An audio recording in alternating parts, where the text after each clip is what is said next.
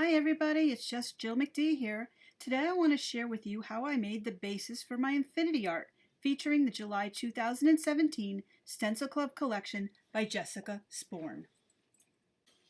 Making the base for the Infinity art is really easy to do. First, let's talk a little bit about the supplies you'll need. This project starts with cardstock. I usually gesso mine front and back first and let that dry, but because we're just demoing today, I'm just using plain cardstock because it'll make it a little easier to show you how to do it. You're going to need some adhesive glue. I like Eileen's tacky glue, but any kind of adhesive will work as long as it adheres paper. Also, you might even consider, if you've got it, some double-sided tape. Some washi tape will help a lot in this project. You'll also need a paper score and a bone folder. In addition, you're probably going to want either some scissors or I like to use a paper trimmer. The first thing you're going to do is you're going to cut two 4-inch squares out of your cardstock.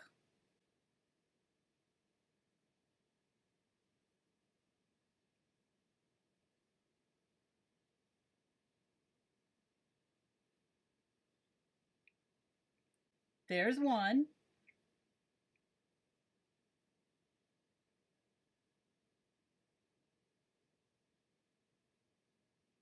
There's two.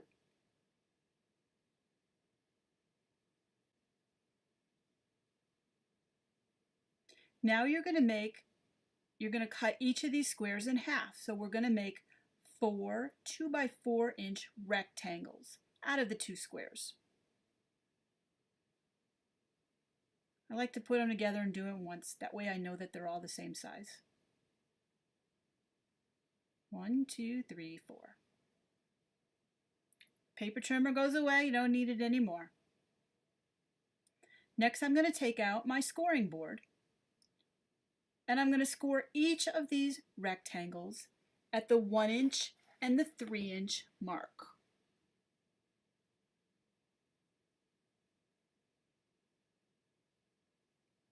One-inch, 3-inch.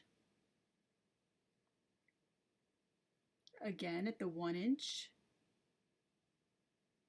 and the 3-inch.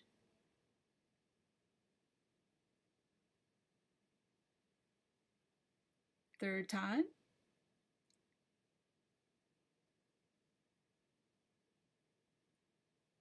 And the fourth time is a charm.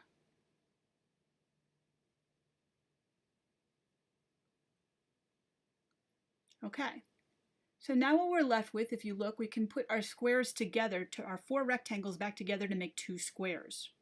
We're going to take one of these squares, or 2 of the rectangles, and we're going to make little 1-inch squares on the top and the bottom section of each. This will become more clear once you see what happens in the end. We're making our glue sections. So we're going to score from 1 inch down to the score line, turn it around, back at the 1-inch, down to the score line again, and we're going to do it for one other rectangle.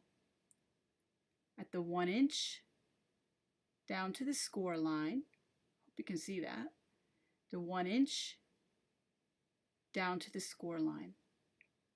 Okay?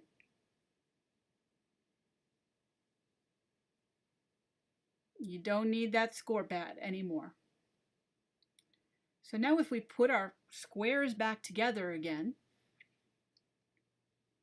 what we're going to do, I'm going to mark here the 4 corners of one square. That's why we made that score line, so we could see where that 4 corners were. This is going to be our glue area. Okay? So I'm going to take my glue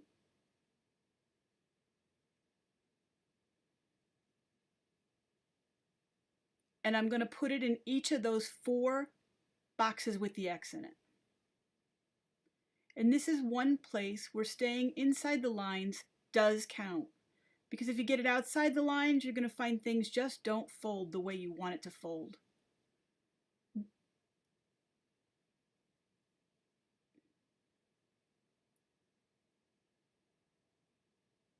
And now for the glue in the last box.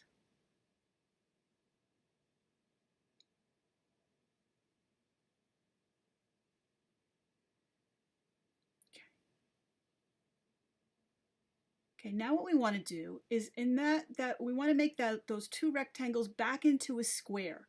And we're going to put a little washi tape on there to make it easier for us to make sure everything lines up. This is one place where you pretty much want to make sure that everything is lined up, because otherwise it won't fold properly in the end. So I'm doing this to both of my squares. Okay. Next thing what we're going to do is we're going to take the top one and put it on the base. The top one does not have the glue on it. The base does have the glue on it.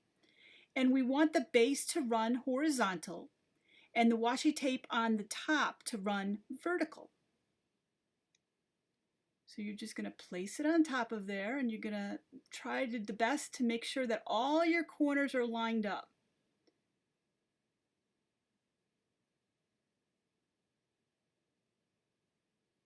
Now normally I would let this dry, but because I wanted to show this for you, I'm going to keep moving forward. So now you can take off the washi tape off the first top layer, and you make your first fold. You just fold it from front to back, front to back. You're going to take your bone folder and make those creases. Just smooth them in. Okay, now take off the washi tape, the second piece of washi tape,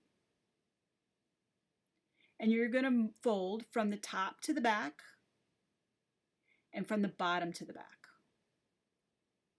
And you're going to make those creases with your bone folder. And finally, you're going to fold from the right to the back and the left to the back. And you can fold that too, but you're pretty much all done with all your folding. Everything is there. And now it's ready for you to decorate, to paint, to stencil, and to have fun with it. So here's what my infinity art looks like after I stenciled it using Jessica Sporn's July 2017 Stencil Girl Club designs. I hope you try doing this for yourself and that you have fun. Please share what you make, and have a good one. Bye.